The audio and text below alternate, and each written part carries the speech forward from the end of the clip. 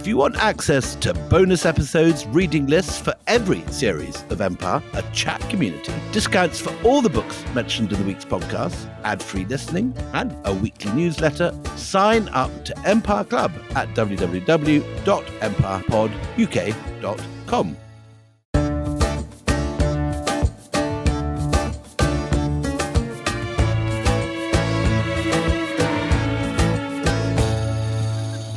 Hello and welcome to Empire with me, Anita Anand. And me, William Dalrymple. So this is right in your postcode, the kind of research you've been doing, which has kind of obsessed and consumed you over the last, 5 years since I've known you've been doing it, but longer, I guess, you've been ferreting things away. Yeah, 5 years. I've been very excited about the dynasty who are going to be the centre of today's episode, the Kushans, for a very long time. I remember the very first time I went to this extraordinary museum south of Delhi, Mathura, where a lot of their best sculptures are on display. And then, as now, no one really talks about the Kushans in India because they're an incoming dynasty. They're not regarded as sons of the soil, so they don't appear in nationalist historiography as prominently as they could do. No one outside of India has really heard of them or talk about them, but they're responsible for some of the greatest works of Indian art and some of the absolutely foundational works of Buddhist art. And I love Kushan sculpture and have done for a very long time. So I was astonished, when we were talking about doing this series, because you said Mathura. Mathura is like this hotbed of Kushan art. And Mathura, in my head, is only associated with Krishna because it's meant to be the birthplace of Lord Krishna. And so I wonder if that's the Hinduism just pushing out the Buddhism, nothing to see here. This is what this city is known for. Well, no, it's one of the most sort of fertile sites, both in terms of archaeology, mythology, and religion. And Mathura is, you're quite right, where the Krishna myth is set, where the Yadava clan is supposed to have come from, which is Krishna's people. It's also the place where many art historians would say the first image of the Buddha is sculpted. It's where some of the first images of kings who clearly are known to have worshipped Hindu deities were sculpted and ruled from. And it's at this sort of period that the stories of the Mahabharata are crystallizing into their final form, although the roots of the stories of that great war and that great epic go back many hundreds, if not thousands of years. But it's this point, and the geography of the Mahabharata is really quite similar to the geography of the Kushan Empire. And you also get Puranic Hinduism, the kind of full devotional Hinduism in its familiar form, really crystallizing into clear form and clear sculpture. You get the first images of Shiva, the first images of Vishnu around the time of the Kushans. So it's a really, really important and much underrated moment in Indian history. Right. Having said all that, though, the Kushans, it is true to say that not much is known about them, isn't it? We don't know much detail, but we know broad brushstrokes left by archaeology. Is that a fair assessment? Yes, that is. As with a lot of pre-Islamic Indian history, we have quite a lot of mythology, we have sculpture, we've got quite a lot of floor plans of buildings and sites that are clearly associated with these people. But we don't have the written text to really fill out the biographical details of these people. And only one of the Kushan rulers really has any resonance for modern Indians. That's Kanishka. Let's come to him later. The Kushans, they are a group of pastoral Indo-European nomads who we believe moved between the desert oases of East and Central Asia. They went by a different name originally, didn't they? What were they called, the Kushans, before? So they're originally known in Chinese sources as the Yuezhi, and they are probably the same people. Can you remember a few years ago, there was all that excitement in the press about those people being dug up in the Tarim Basin near Kashgar who were wearing tartan? Yeah, I remember you getting very excited about it. Certainly had these sort of Czech textiles. Yeah. And these mummies dug out of, in very good condition, dug out of the deserts of the Taklamakan. And they're probably those people because they speak an Iranian sort of language. And we know that how? If there's no written text, how do we know that? Because there are small quantities of inscriptions. Okay. And we have one or two of their sacred sites, Mathura being one. Another one in a place called Surkotal in what's now Afghanistan. And these guys are really important because these guys are driven into what's now Afghanistan and India by the Huns, by the Xiongnu, as the Chinese call them. And they're the first empire to straddle Kashgar in the west of China, modern Afghanistan and Pakistan, all those mountain areas, and then conquer North India. The great and important irony of their rule is that these guys who are coming in from what is now China, conquering all the passes of Afghanistan and Pakistan and plunging down into the Ganges plains, ironically open up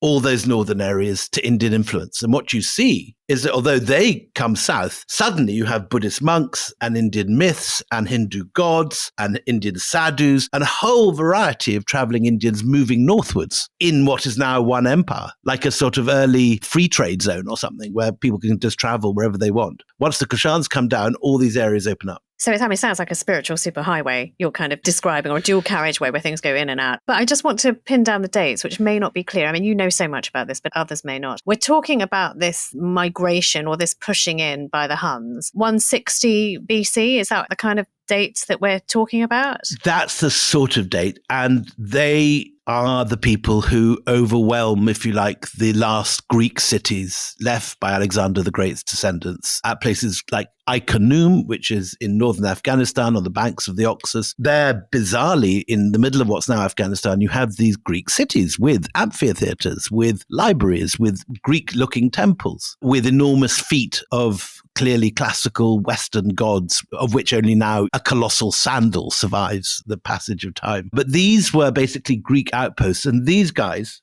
the Kushans, come in, overwhelm that, and then in the 1st century AD, carry on pushing down into India and begin to get into Indian religions and Indian culture. What did they believe when they arrived? Do we have any idea what the Kushans came with? So we're not sure what they came with when they left China, but certainly by the time they first turn up in Afghanistan, they are absorbing Iranian deities. So Nana, the goddess of love, Osho, who's the wind god, who's often depicted as a sort of form of Shiva, an early form of Shiva. And then by the time they push down to Mathura, which is this big Indian holy town associated, as you say, with Krishna, some of their kings are Hindu and some of their kings become Buddhist. And the most famous of the Buddhist ones is this guy, Kanishka. I keep keeping you away from Kanishka because he's such a good story, but we need to earn the right to talk about him. And we should say where Mathura it actually is in India. It's in what we would now call the state of UP. It's built alongside the river Yamuna. So, it's a place of ghats and water, fertile plains. William mentioned at the beginning that the Yadavs, it's the home of the Yadavs, who are cowherds. So they're nomadic herding people. So that just gives you an idea of where we're talking about.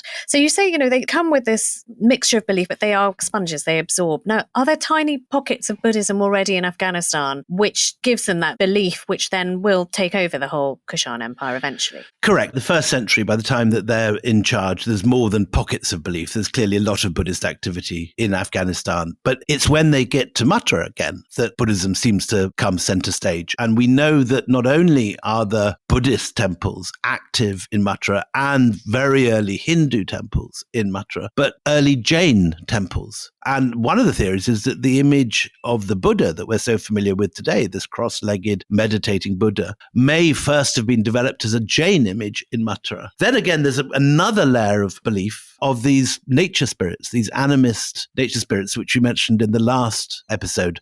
Nagas, who are kind of snake gods with great hoods, who often are later absorbed into Buddhism, and they shelter the Buddha from the sun and the rain. And these very voluptuous yakshis, who are tree spirits, which I sent you some images of. You did. Can I just say, before breakfast, William, it was a lot. They are very voluptuous, as you pointed out in your reply. I said they would not be out of place in a hip-hop video today, and they would be described as what the kids call thick. There is junk in the trunk and plenty to spare. They are good-looking, curvy ladies, the actors, in case you were wondering. And they come at exactly the same time as you get these images of the Kushan Kings, who are shown as hunky chunks themselves. They're shown wearing enormous sort of overcoats, thick, padded felt boots. Kanishka has an enormous club that he places in front of himself with his slightly sort of splayed legs. And they're very manly men, the Kushans. They're big chaps. Again, you've sent me the visual imagery, And from what you've just said, again, it sounds like a hip hop video because you've got sort of lavishly dressed men holding big sort of weaponry or clubs, just completely replace a walking stick with a big diamond bauble on top, and very scantily clad women. Anyway, put that to one side just for a moment. They obviously, to come from a fleeing group of people to become the most powerful group in India, they must be getting money from somewhere. So is that trade or is it conquest, or what's giving them the money to pay for these things? We've talked already in the last episode about this burgeoning trade between ancient India and the Roman Empire through the Red Sea. And these extraordinary Red Sea ports, which archaeologists are working on now, there's one particular one called Berenike, where a team from Chicago has been coming up with extraordinary remains. And literally last year, they found the first ever image of a Buddha head on the Red Sea port of Berenike. Beautiful image of the Buddha with what the archaeologists described as tortellini curls. And these solar rays emanating out as if he's the Buddha's some sort of sun god.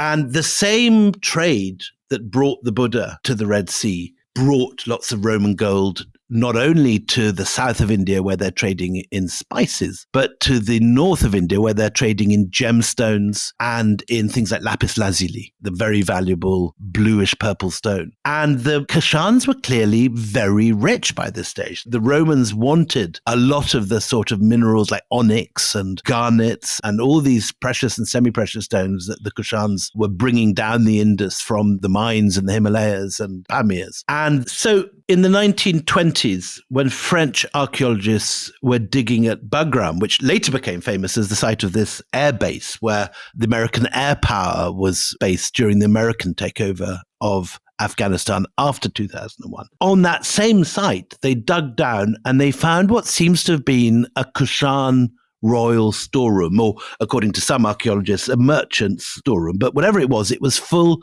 of amazing luxury goods from not just the West, but specifically Roman Egypt. So there were these gorgeous porphyry vessels built from the most precious of all Roman stones, porphyry, this purple stone associated with emperorship, reserved for the sarcophagi of emperors. There were ivory plaques that looked very like the voluptuous yakshis you find in Indian sites like Sanchi. There were figurines, carved furniture, cut glass goblets. And what's so fascinating about these cut glass goblets is that they have images of very specifically Alexandria. There are images of the Pharos Lighthouse. The best images we have of the Pharos Lighthouse was found in this storeroom in Afghanistan, many thousands of miles to the east, as well as images of fishing, hunting, and the date harvest on the Nile. So the link you have is very specifically with Roman Egypt. And again, we don't know, is this the old links that the Ptolemies established from the time of Alexandria between the Greek cities which were in Afghanistan? Did they survive into Roman times? These Romano-Egyptian traders following old trade routes that have been there since the time of Alexander? Or is this something new?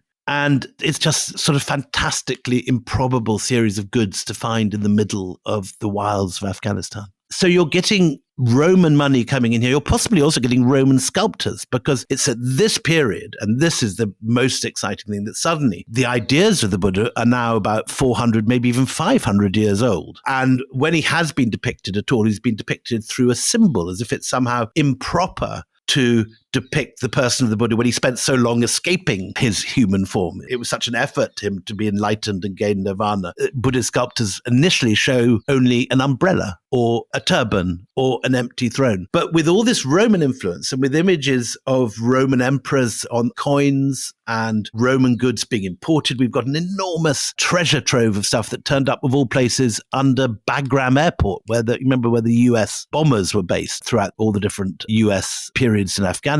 Under there, they found this enormous treasure trove. And these images inspire a very Romanized first image of the Buddha who looks like Apollo. He does. I mean, you sent me the one that's currently, I think it's the Gandharan one, but it's a bit later than the period that we're talking about. But developed very much by these Kushan kings. Gandhara is a Kushan land. Right. Okay. So the one that I'm talking about is the one that you sent me that's in Seoul currently at the moment. But he exactly looks like the kind of statue that one would see at a Roman temple. He's got those curls. He's got Western features. He's got the nose. nose, the sculpted nose that we've come to recognize from those classical statues. Not very Indian, actually, but quite European. So what's interesting is that you've got lots of different influences here. Scholars write a lot about this, and it's still very much a matter for discussion. Does the Buddha image come out of the animist cult, these Yakshi lords that you find being worshipped again at Mathura? This one place where all these ideas seem to converge. Does it come from the image of Apollo? Does it come from Jain images? And you'll find art historians championing all three of those theories. But what is clear is that the influence of classical art is very strong. And on Kushan coins, you sometimes find not just Roman deities, but often specifically Egyptian Roman deities. So Harpocrates,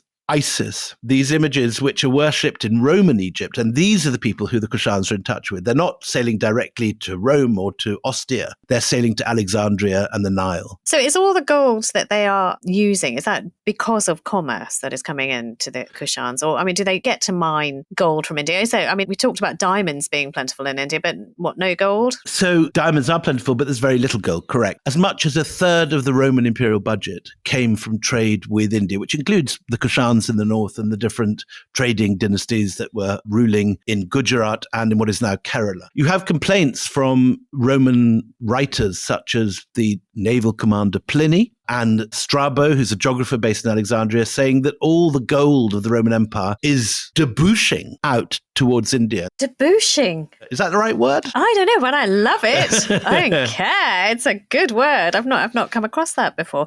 So with the growth of wealth, I try to understand this because, as you said, Buddhism, the Buddha, Siddhartha, the prince who gave up everything to be free, was not about material things. And here you've got people mining their own gold or getting their own gold from Rome and completely blinging it up and, sort of adorning their statues with iconography that didn't happen before. And then we should come to your man Kanishka now, because he's so interesting. How do they reconcile a religion that they clearly like because it starts spreading like wildfire among the Kushans, and yet this desire for accumulation of wealth, power, and status? We think of Buddhism as a very immaterial religion that involves the rejection of wealth. But one of the ironies is that Buddhism has always been embraced by the merchant classes and initially is often an urban religion in the middle of towns and is supported by the traders. And very early on, the Buddhist monks come to an arrangement with the traders, who they incidentally sometimes even lend money to.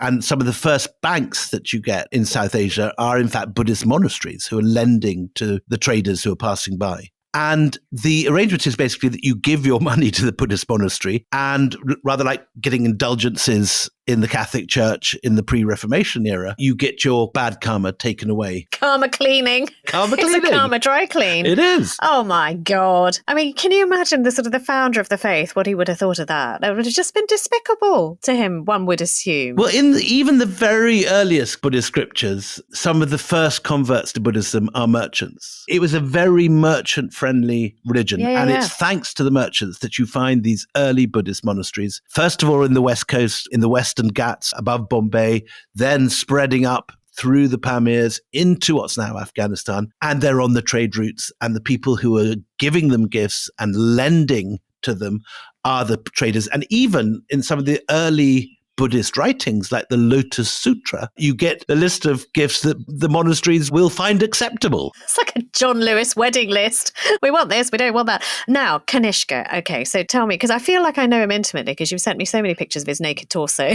but I don't really know him. I just thought he's your kind of guy. Nice big club, He's all right. There's a sort of many manly torsos which are lacking the head. Do you know why they're headless, so many? It's because the neck is the thinnest part of a statue, and so it's the easiest thing to break. Which is why arms and heads, like the Venus de Milo and stuff, they fall off because they're the weakest part of the stone. Did you know that? I have never thought that through. Yeah, that's why so many headless, because they're corpses, statues. So anyway, you littered my WhatsApp with headless torsos. Kanishka, though, good-looking torso. What more is there to him? Kanishka comes to the throne around 127 AD. So he's an almost exact contemporary of the Emperor Hadrian. And the same, I think, 122 AD is the year that Hadrian begins building Hadrian's Wall in Northumbria. So that is just 5 years before Kanishka comes to the throne. And the Roman Empire is deeply involved in trade with the Kushans. And by this stage, the Kushans, who were at different times flirting with animism, different times flirting with Iranian gods, Jainism, and Hinduism. By the time of Kanishka, they are apparently overwhelmingly going over, certainly the aristocracy in what's now Pakistan and Afghanistan, are going over to Buddhism en masse. But who is he? Whose child is he? Is he an aristocrat? Is he a royal? Is it a bloodline thing? Who is Kanishka who turns into the leader of the Kushans? It is. It's a bloodline. And there's a long line of earlier kings, all of whose images we have, or at least we have their torsos, not always their heads. And there are two great dynastic complexes that contain images of these great royal kings. One is at this place, Surk Kotal in central Afghanistan, and the other is Mathura, where all the early religious currents seem to converge. And you find amazing sculptures of Kanishka in Afghanistan, which sadly got destroyed by the Taliban when they raided and blotted out the Kabul Museum on their first seizure of power of Afghanistan 20 years ago. But the ones in Mathura survive, and they're an hour's drive from my house here. I often go down there, and it's one of my favorite museums. Would people have referred to him as emperor? All of the torsos, you don't get a sense of wealth and status because they really are just finely hewn male forms. But would he have been a young man when he took over? And would people have called him emperor? He was very clear in his now headless statue in Mathura. It's inscribed, "The Great King, King of Kings, Son of God." Oh, King of Kings and Son of God. Wow. Okay. No question about it. That's an Iranian set of titles, and how you'd have referred to an Achaemenid or a Sasanian. So, yeah, Darius said much the same about himself, I think. And as we say, he's shown as a massively powerful warrior, belted and booted, with one hand on the pommel of his sword and the other propping up this enormous mace. And as I say, what I love best is his heavily padded felt boots and the fringe of this lovely stiff kaftan, which is trimmed in pearls. Yeah, no, I mean, it's a gorgeous one. You should definitely tweet it when this program goes out. But I'm also struck by, and we had a vigorous discussion about why the women were so naked and the men were so suited and booted. You're insisting that actually, no, when you sort of told me about this material that they wear, that looks like they're naked. But they're not. Which is convenient. What do the women wear? They've got, as in many early Indian court cultures, they're in semi-transparent light weaves, this early form of muslin that the Mughals call buffed hawa, woven air. That, yes, I mean, can be mistaken for nudity because it's so incredibly see-through. But the important thing about Kanishka is that he is the first ruler who produces a coin which is dedicated to the Buddha. And the legend on this coin shows one of the very, very first images of the Buddha, one of the first dated images of the Buddha too, because it comes from very early in his reign. And it has this sort of multilingual inscription, but the Greek one reads Bodo, just the Buddha. So this is the first king since Ashoka who is openly proclaiming, I am a Buddhist follower. Like Ashoka, he may have had other devotions too. We know, for example, that Ashoka gave a cave to a group that no longer exists called the Jivakas. And we know from other inscriptions that Kanishka dedicates inscriptions to the Persian love goddess Nana, and he's shown making sacrifices at Zoroastrian fire altars. So I think we always got to remember that we think of people subscribing to one religion. In the Roman period and in the classical Indian period, people very happily hedged their bets and followed many religions. But what's important is that he is a keen supporter of the Buddhist monasteries, probably the most important Buddhist since Ashoka, who was 200 years earlier. And according to Buddhist tradition, he opens the fourth Buddhist council in Kashmir, which is an incredibly important moment for Buddhism, because all sorts of things get defined and laid down at this council. It's like one of the early church councils at Nicaea or Chalcedon that give the early definitions of Christianity. The same happens under Kanishka for early Buddhism. Does Kanishka also create sort of a government or a ruling class that are monks as well? Because, for a religion to spread like this, the clerics of said religion need to have power, authority. I mean, they've got money, clearly, because they're, car washing karma. But what about sort of responsibility, power, authority? Do we know anything about that? No, there's no evidence at all that they've got political power, but there is a lot of evidence that they're very rich. And I've been to a very exciting new site that dates from the reign of Kanishka in Afghanistan. Before the Taliban fell, I went to this new site called Mezainak, which was about 3 hours drive out of Kabul. And Mezainak is this extraordinary early Buddhist monastery with about 5 separate temples and stupa complexes. And what's fascinating is that at the center of it is a copper mine that the monks clearly are controlling and literally coining. And so you have an early form of Buddhist monastery, which is also a big production center for copper. And incidentally, that site is now being threatened by Chinese miners who have bought the site because it's the biggest copper deposit in the world now and are threatening to blow up the entire site and just take the copper out. It's a fascinating site. Below the monastery was a series of caves where the 9/11 hijackers trained for the 9/11 operation. Really? And when the Americans got there in 2001, they found some of the most important evidence linking Al-Qaeda to the 9/11 operation in those caves. It's not the Tora Boras, is it a different set of matter? Because we remember those bunker busters dropped on the Tora Boras. It was not there at all. Tora Boras was where the Al-Qaeda fled to as they were leaving Afghanistan on their way to sanctuary in Pakistan, as we now know. The Mezainak caves was where they trained for the 9/11 operations. I didn't know And that. you can go down there, and there was even a sort of rocket-propelled grenade that hadn't quite gone off lodged in the wall of one cave. But these caves had also artwork and things in them, or? The caves themselves didn't have artwork in them, but above the caves, on the hillsides, were these succession of beautiful, very classical, early monasteries with Corinthian columns, stupas that look more like sort of Roman temples than anything. It's a smaller world, isn't it, than we imagine? It is a smaller world. I think that just... So look, with these huge empires which are expanding quickly, this entire podcast is based on this. You know, that there's sometimes a point where overextension happens and then there starts to be a decline. Do we see that? Clearly not in Kanishka's time when he's sort of spreading it about successfully. But when does the contraction begin? Because inevitably there will be a Kushan contraction. You're right, of course, that like any empire, the Kushans rise and they begin to come to power about 100 BC when they enter Afghanistan. And they're kind of dying out by the 3rd century AD.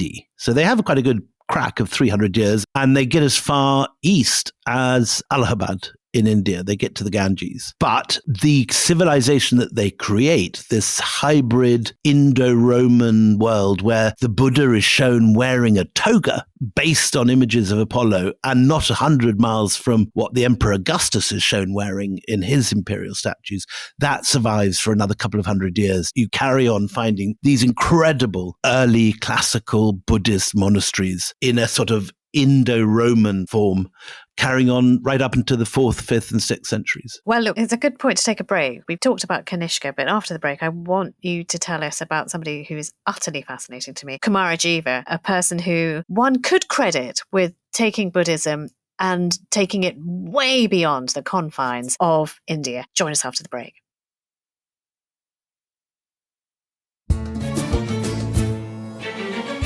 Welcome back. So just before the break, we were talking about Kanishka, the spread of Buddhism and the kind of almost codification of Buddhism as the primary religion that's spreading through the veins of commerce, we could say, all over the world. But what I'm really interested in, what I'm absolutely obsessed with, is how Buddhism gets to China, because so far we've been talking about the Gandharan plains, we've been talking about Afghanistan, but we haven't talked about where it lands most heavily, and that is in China. So maybe we could do that in this half. So after the decline of the Kushans, what happens to Buddhism, the religion of the Kushans? There's several ways that Buddhism goes to China, and one route which we haven't really talked about is by sea, and there's clearly a lot of sea traffic through the Singapore Straits and arriving on the Chinese coast. But one of the most important thrusts, and the thrust we're focusing in just now, is through Afghanistan into Western China. And by about the 3rd centuries AD, the same sort of Buddhist monasteries that are famously at Bamiyan, where the Taliban blew up the amazing... Oh, the Bamiyan Buddhas, those amazing Buddhas. And for those of you who are too young to remember this, I remember watching this being blown up in live time on television. And I mean, these statues were, they were mammoth, carved into the side of a cliff face. Yeah. Two extraordinary, almost sort of, like you said, that Hellenic torso that we've become familiar with, but enormous statues of the Buddha. I'm just going to go to the Bodleian and find out how tall they were. I went to see the remains with my kids about 10 years ago, and it was what turned my son Sam into a historian. He started gathering bits of the bomb which was still lying around that had blown up the Bamyan Buddha and putting it up on his Facebook and showing his friends at school. And that turned him into a historian. It was the extraordinary sight of these beautiful, because it's riddled with monastic caves and the caves of hermits all the way up this valley, and fragments of painting that the Taliban didn't manage to blow up. I mean, it's sort of 81 miles northwest of Kabul. It's very high land where the Bamyans were. And these statues, the smaller one was 38 meters, so 125 feet high, and the larger one was 55 meters, 180 feet high. So, they were treasures. I think UNESCO put them on the World Heritage list because they were so very precious. And it was in 2001 that the statues were destroyed after Mullah Omar decided that they weren't in keeping with Taliban beliefs. They were iconography, they were of a heretical religion, and blew them up. And the world watched and powerless to do anything about it. And this was just shortly before 9/11, wasn't it? It was almost a precursor to 9/11. So there we are. So that is the poor Bamyan Buddha. So yeah, we were talking about, so they're spreading through Afghanistan into China. And what is the reception? What seems to be happening is that the monks are following the trade routes, and that wherever the merchants go, the monks follow. And wherever the merchants donate, you find monasteries springing up. First of all, they're in northern India, then they're in what's now Pakistan and Afghanistan, and then they spread up beyond the Pamirs towards Kashgar into the edges of the Taklamakan desert, which is then quite fertile. There's this whole fertile belt on the edge of the desert. And you get these amazing cave monasteries lining both sides of the desert with the same sort of very classical Gandharan sculptures. But the further east you go, the more Chinese-looking the features become. And the Buddha, who starts off as this very Apollo-like figure, begins to look more and more like a sort of Chinese emperor by the time that you're reaching Dunhuang and the Gobi Desert. And the most amazing of all these extraordinary cave paintings are the 236 cave temples of Kizil and Kutcha on the northern edge of the desert. And by the early 4th century, there are about 10,000 monks living in these cave complexes. But you've got to start wondering what they're on. The murals are unlike anything else in Buddhist art. And they have... Describe. They're absolutely fabulous. They have these images of monks floating in the air with flames shooting out from either side of them, suspended in levitation. I think that they were clearly on some sort of hallucinogenic. And these monks are holding their staffs and bowls, and they can be seen flying through the air with rays and flames shooting out from their shoulders, hips, and feet. And then there's heavenly musicians and other strange creatures floating around them, including bizarre blue elephants. They're absolutely wonderful sort of Disney elephants, sort of Dumbo. And then flights of white geese circling crescent moons. And then down below, there are hell images of hungry ghosts and contorted beings undergoing the tortures of hell, and representations of monks meditating on grinning white skeletons or contemplating skulls, locked in meditation and the kind of illusions of mortality. It's absolutely fabulous. Wait a minute. This sounds like, not that I have much expertise in this field, but this does sound like a shroom-led kind of vision of religion. I mean, it's not unknown for holy men to take something that we would describe as illegal today for their visions and inspiration. Do we know? I mean, we're joking. They look like they're on something, but were they on something? What was part of the ritual of this? These are the strangest and most wacky murals I've ever seen. Probably. And if they're levitating and if they're getting visions of blue elephants floating around, they're clearly onto something. Out of all of this, sort of maelstrom of hallucinogenics and network of monasteries, comes this extraordinary man who I want to talk about with you next, Kamar Jas, who is described by one historian as the Saint Augustine of late antique China.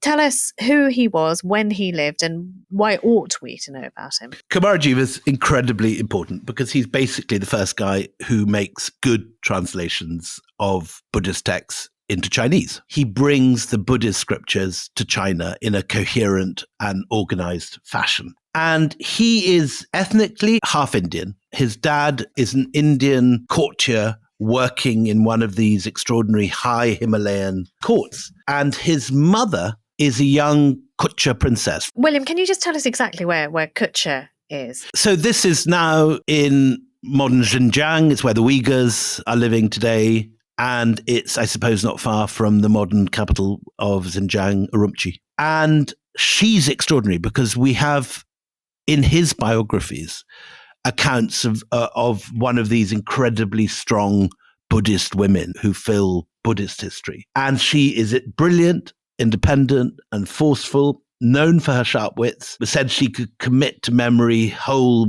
Buddhist sutras. And what happens is that she sees one day when she's going for a walk, she stumbles across a graveyard and she sees the bones of the dead.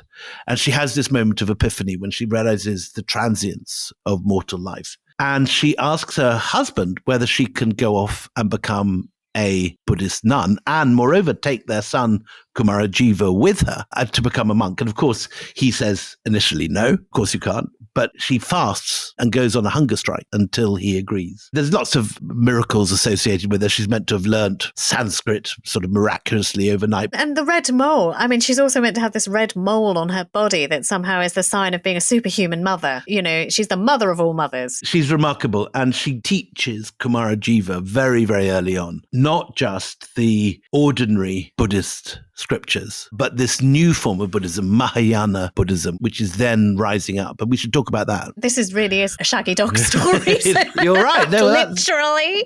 So tell us about Mahayana Buddhism and why it's different and where it comes from. Early Buddhism is dazzling in its simplicity. It's just the idea of avoiding suffering, finding a way of living that means you cannot feel desire, so you cannot suffer. But inevitably, it soon attracts a whole carapace of philosophy and mythology. And the most elaborate version of that, and the most sort of philosophically complex version of that, is Mahayana Buddhism. Well, scholars argue about this endlessly where it began, but the balance of opinion seems to believe that it began in Gandhara, where we were talking about in the last half of the episode, somewhere around Peshawar and the old Greek university town of Taxila. And Mahayana Buddhism revolves around the idea that the Buddha had many previous births and that there are earlier Buddhas as well as the current Buddha. And indeed, there are future Buddhas who will come and will be our savior in the future. And this solves the problem that's there in early Buddhism in that if the Buddha's enlightened and had nirvana and disappeared from this world, in a sense, there's no point praying to him because he's not there.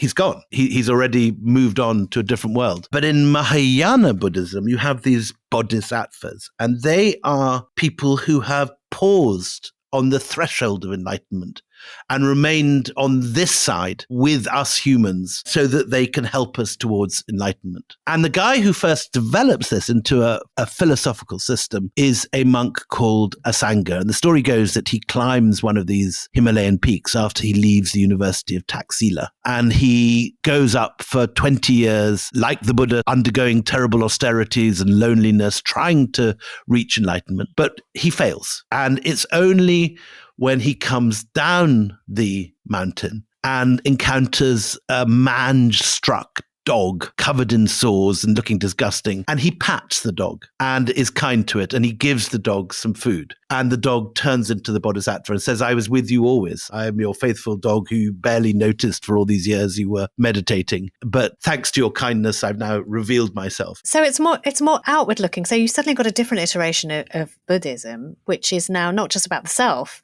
but about the self not being terrible to its pet and everybody else, just sort of being a kinder form. No, it's about humanism. Humanism and humanitarianism. And it comes with a huge and very complex philosophical baggage, which appeals to intellectuals at the period. So Kamar Jas, who's the son of our mole-tapped princess from Kutcha, who is brought up by this brilliant woman and is early taught every language of the Himalayas and can speak Sanskrit and read Prakrit and is fluent in everything. He goes on to become one of the great exponents of Mahayana Buddhism. But first of all, though, he suffers a whole series of terrible tragedies. The small kingdom of Kutcha, where he is practicing his Buddhism, Where his mum's from, yeah. where his mum's from and where all his cousins are, is conquered, first of all, by a warlord called Lu Guang. And Kumarajiva finds himself part of the loot, and he's transported to the general's capital in Gansu. How old is he? Is he just a boy or a teenager? And at this point, I think he's in his 20s. Okay. But this is when he masters Chinese. He knows all the languages of the Western Himalayas, but he doesn't know Chinese. And I think they treat him with great honor, but so he's not a slave in the conventional sense of someone working and doing manual labor. But the warlord Lu Guang uses him as his sort of court intellectual. And he becomes so impressed with Kumarajiva's brilliance that he's determined that Kumarajiva should have children. And of course, Kumarajiva is a monk. But he's a monk. So he gets him drunk and tempts him into sleeping with a beautiful courtesan. And this is the first in a number of such instances that results in Kumarajiva fathering twins, eventually breaking all monastic codes. And then 17 years later, in 401, Kumarajiva is captured for a second time. And this time, he is transported to the Chinese capital, Chang'an. And again, by this stage, he's acknowledged to be one of the great intellectuals of the entire region. And the Chinese emperor takes him into his court and venerates him as a powerful teacher and asks him, will he head a translation bureau? As someone that has both perfect Sanskrit and now perfect Chinese, will he be the man who produces a subtle and erudite series of texts to fill the gap in the Chinese capital? And Kumarajiva agrees, allegedly remarking that reading the sutras in poor translation is like eating rice that somebody else has chewed. Okay. And so initially he's feeling very out of his depth. He thinks that the Chinese capital at this period is an intellectual wasteland compared, interestingly, to the very academic and intellectual world that he was used to in the Western Desert, in Kutcha. And he initially complains, now in this land of Quinn, he says, I'm like a bird with clipped wings. But he is allowed to bring in his friends and fellow monks from the West to join his translation bureau. He has a budget given to him. And within a couple of years, he has several thousand talented translator monks and theological specialists from across China and Central Asia, including a Kashmiri friend of him called Dharma Mitra, other guys from Kutcha, former Mahayana students from Kashgar, and the greatest Mahayana master of the day, who's a guy called Huyan, has a lengthy correspondence with Kumarajiva that goes on itself to become a classic Mahayana text. And Kumarajiva is in the Chinese capital of Chang'an for 13 years until his death in 413. And he and his fellow translators labor away, and the result is a series of 300 translated works, notable for their quality as much as their quantity, and the remarkable fluency and readability, free from technical vocabulary, which often higher Buddhist theology can get lost in. To this day, many Chinese prefer Kumarajiva's translations to all the ones that have followed. And he's like, in a sense, I suppose, like the King James Bible. He's the basic text that has survived not for 500 years, but for 1,500 years. So you see now, for the first time, a really sophisticated version of Buddhism taking root not just in China, but in the Chinese court. Great place to leave it. Join us in the next episode of Empire, when the scene is now set for Buddhism taking China by storm. And we'll talk about that. And as always, members of the Empire Club who are friends of the show, we love you, our friends. You can hear that episode right now, right here, right now. And if you want to join and be a friend, you can sign up on Apple Podcasts or go to empirepoduk.com and sign up over there. And of course, let me tell you again, pre-order Like the Wind, his fabulous book, The Golden Road. It's on a link in the show notes. Be there or be square. It's goodbye from me, Anita Arlen. And me, William Dalrymple.